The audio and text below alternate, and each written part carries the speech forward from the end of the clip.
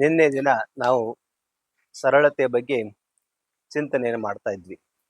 ಈ ಸರಳತೆಯ ಬಗ್ಗೆ ಶ್ರೀರಾಮಕೃಷ್ಣರ ಜೀವನವೇ ಅದಕ್ಕೆ ಈ ಸರಳತೆಗೆ ಬರೆದಂಥ ಒಂದು ಭಾಷ್ಯದಂತೆ ಇದೆ.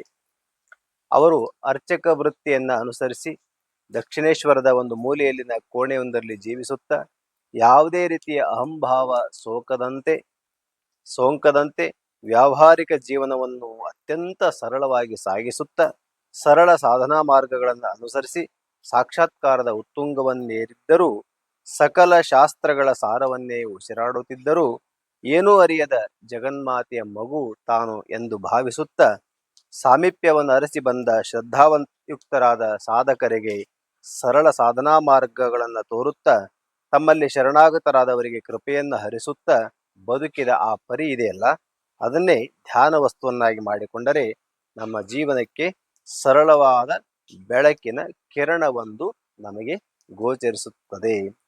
ಕೇವಲ ಆಧ್ಯಾತ್ಮಿಕ ಜೀವನದ ಶಿಸ್ತು ಸರಳತೆ ಅಷ್ಟೇ ಅಲ್ಲ, ಲೌಕಿಕ ಜೀವನದಲ್ಲೂ ಕೂಡ ಆ ಜೀವನವನ್ನು ನಿರ್ವಹಣೆ ಮಾಡುವುದರಲ್ಲಿ, ವಿಶೇಷವಾಗಿ ಅದರಲ್ಲೂ ಕೂಡ ಹಣಕಾಸಿನ ವಿಚಾರದಲ್ಲಿ ಸರಳತೆಯ ಸೂತ್ರವನ್ನೇ ಅನುಸರಿಸಿದವರು ಶ್ರೀರಾಮಕೃಷ್ಣರು.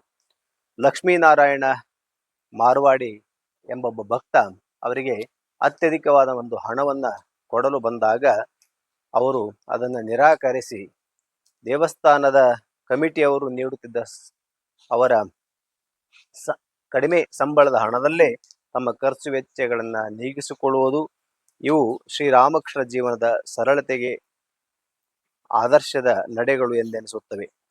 ಅಂದಿನ ಕಾಲದ ವಿಖ್ಯಾತರಾದ ಕೇಶವಚಂದ್ರ ಸೇನ, ವಿಜಯಕೃಷ್ಣ ಗೋಸ್ವಾಮಿ, ಹೆಸರಾಂತ ಪಂಡಿತರು, ಅಗರಸೇನಂತಹ ಉನ್ನತ ಅಧಿಕಾರಿಗಳು, ಮತುರುಭಾವಿನಂತಹ ಶ್ರೀಮಂತರು ತಮ್ಮ ಪದತಲ ಆಶ್ರಿತರಾಗಿ ಇದ್ದರೂ ಅಹಂಭಾವ ಶೂನ್ಯರಾಗಿ ಸರಳ ಮಾತು ಕೃತಿಗಳಿಂದ ವ್ಯವಹರಿಸಿದ್ದನ್ನು ನಾವು ಪರಿಭಾವಿಸಬೇಕು. ಈಗ ಸರಳತೆ ಎಂದರೆ ಜನರನ್ನೂ ಜನಾರ್ದನನ್ನೂ ಒಲಿಸಿಕೊಳ್ಳಲು ಬೇಕಾದ ಒಂದು ದಿವ್ಯ ಗುಣ ಎಂದು ಅರಿವಾಗುತ್ತದೆ. ಅದು ನಮ್ಮ ಮಾತು, ಕೃತಿ, ವೇಷ, ಭೂಷಣಗಳನ್ನು ವ್ಯಕ್ತವಾಗಬೇಕು.